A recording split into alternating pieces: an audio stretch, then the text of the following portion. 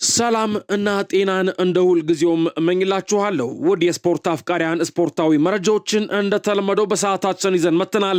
ወደ ቤተሰቦች በትልቁ ፋና ስፖርት የዩቲዩብ ቻናላችን ላይ ለጊዜው ቪዲዮዎችን እየሰራን አይደለም።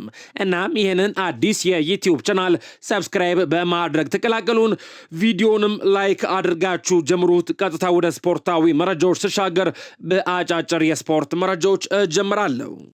ማርክ አንድሬ ተር ስቴገን በዚህ ሳምንት መጨረሻ የአያክስ አዲስ ተጫዋች በመሆን ይፋ ይደረጋል፣ ሁሉም ነገር ተረጋግጧል ሲል ኤን መረጃ ዴቪድ ኦርንስቲን ከዚ አትሌቲክስ ዘግቦታል። አንቶኒዮ ሲልቫ ወደ በርንማውዝ ሃርዊጎ በርንማውዞች ለቤኔፊካ 25 ሚሊዮን ዩሮና ተጨማሪ 5 ሚሊዮን ዩሮ ይከፍላሉ ሲል ኤን መረጃ ፋብሪዞ ሮማኖ ዘግቦታል።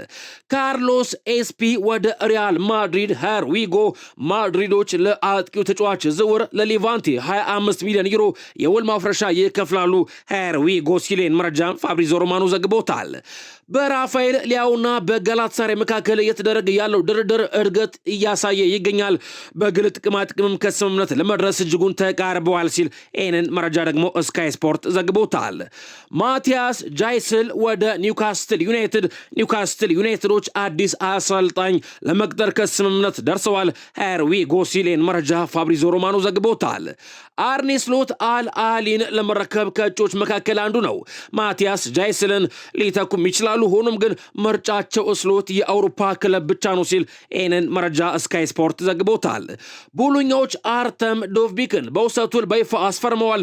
የመግዛት አማራጭም ተካቶበታል ሲል ኤንን መረጃ ዴቪድ ኦርንስቲን ከዚ አትሌቲክስ ዘግቦታል።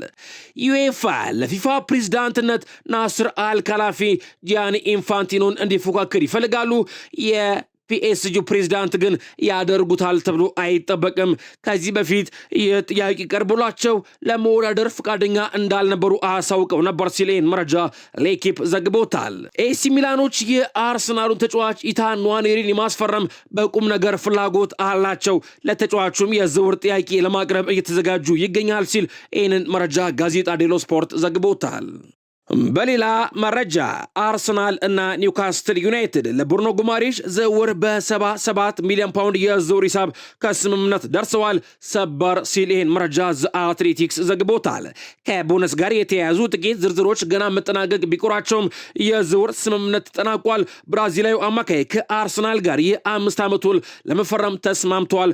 ብሬኪንግ ሲል መረጃ ዘ አትሌቲክስ ዘግቦታል።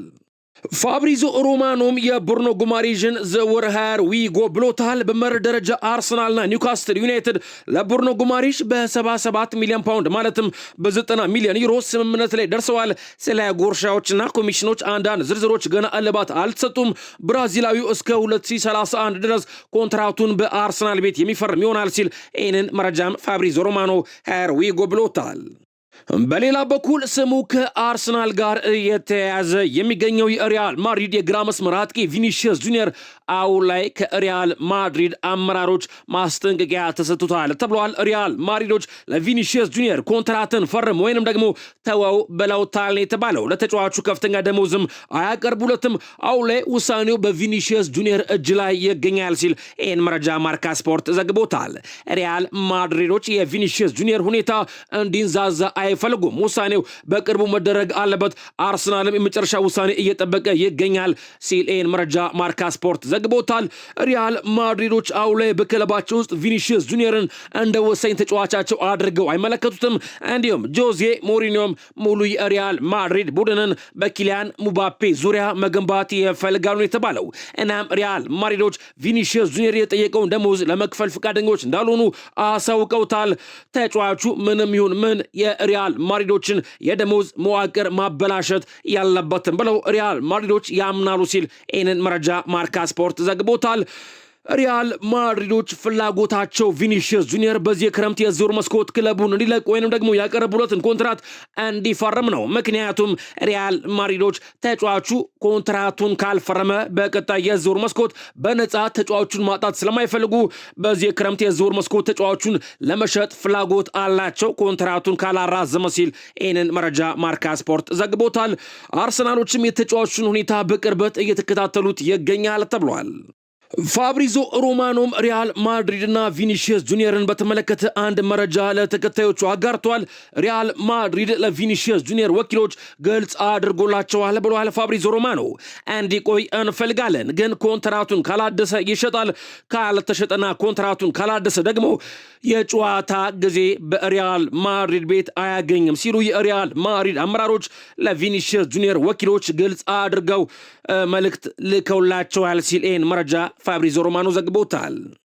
ሪያል ማድሪዶች ቪኒሺየስ ጁኒየርን ከክለባቸው ካሰናበቱና እሱን እነሱ በሚፈልጉት ዋጋ መሸጥ ከቻሉ ማድሪዶች በዚህ ክረምት የዝውውር መስኮት ከፍተኛ ትርፍ ያተርፋሉ ብሏል። ይህንን መረጃ ማርካ ስፖርት ዘግቦታል።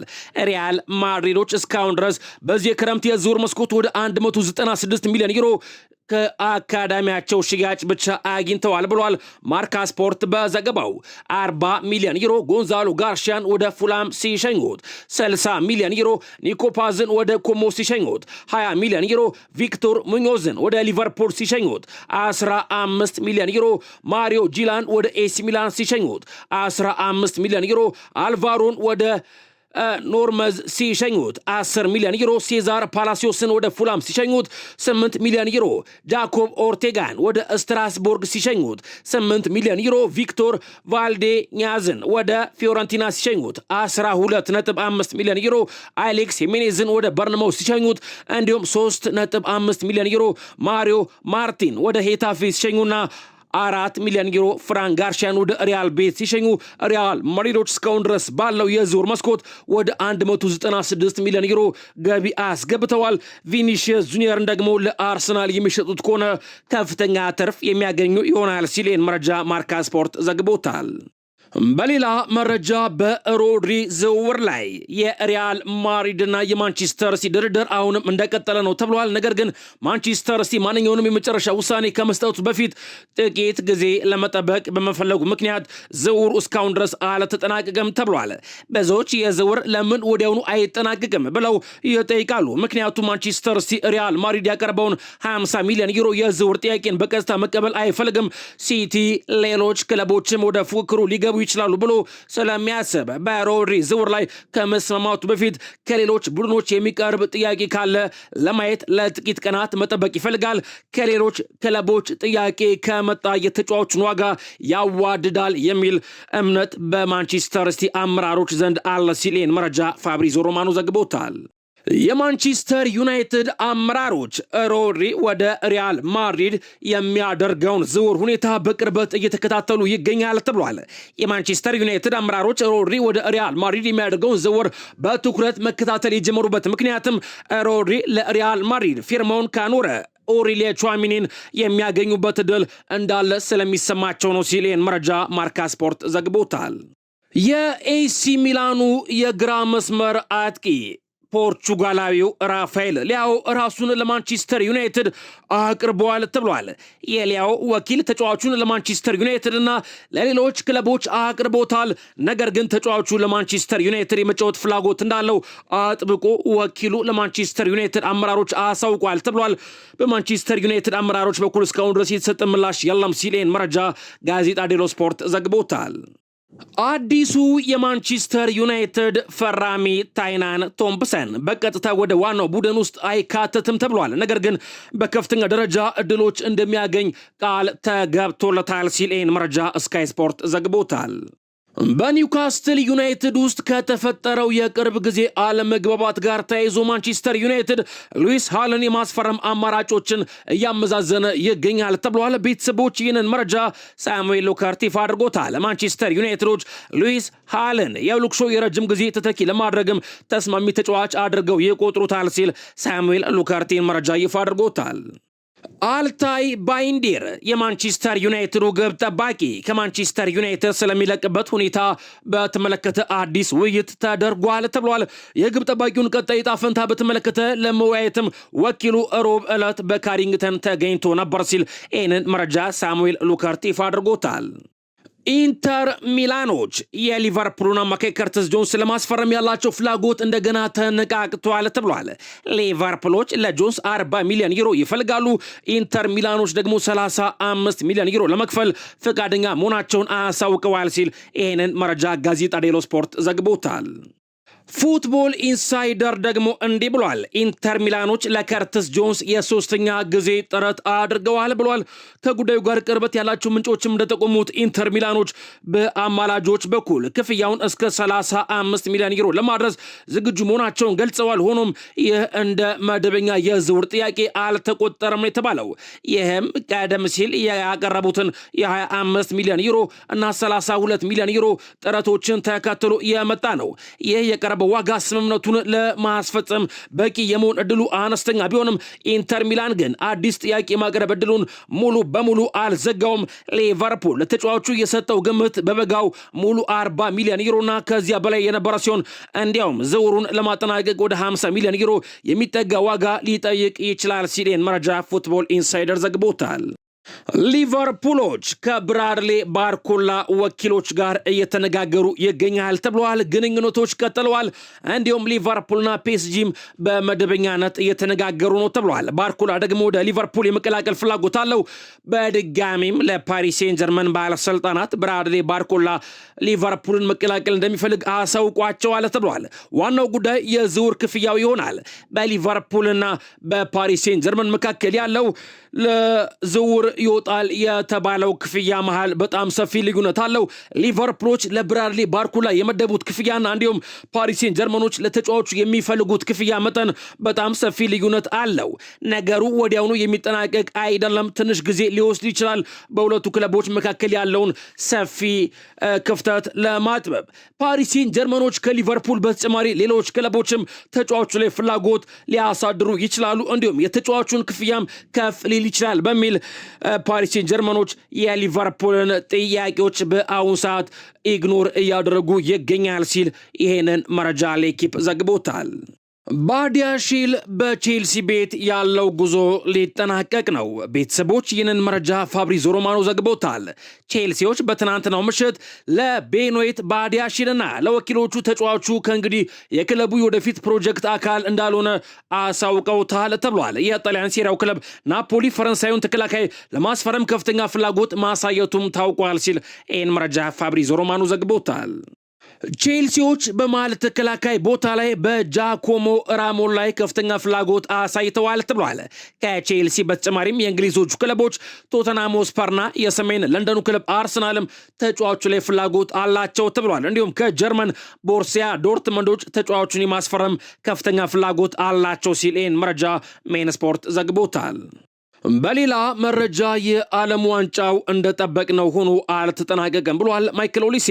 የ24 ዓመቱ የባየርን ሙኒክ ተጫዋች ማይክል ኦሊሴ ከዓለም ዋንጫው ፍጻሜ በኋላ ለመጀመሪያ ጊዜ በሰጠው ሐሳብ ሁለት ስሜቶችን እንዳስተናገደ ይፋ አድርጓል።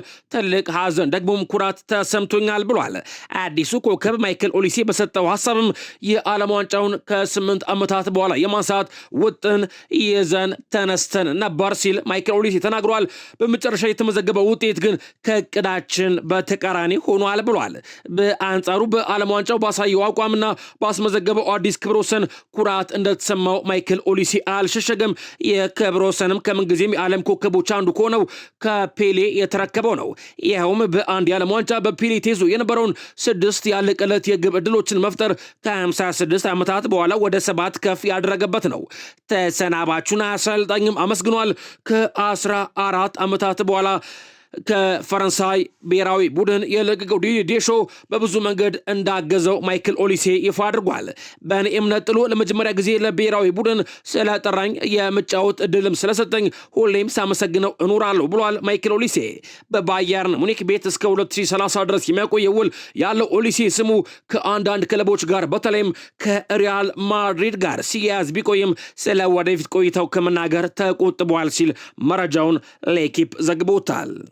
የአውሮፓ 55ቱም ሀገራት በቪዲዮ ባደረጉት ስብሰባ ፊፋ የዓለም ዋንጫውን ለግል ዘርፉ የሚሸጥ ከሆነ አንሳተፍም በዓለም ዋንጫ በማለት ውሳኔ አስተላልፈዋል ተብሏል።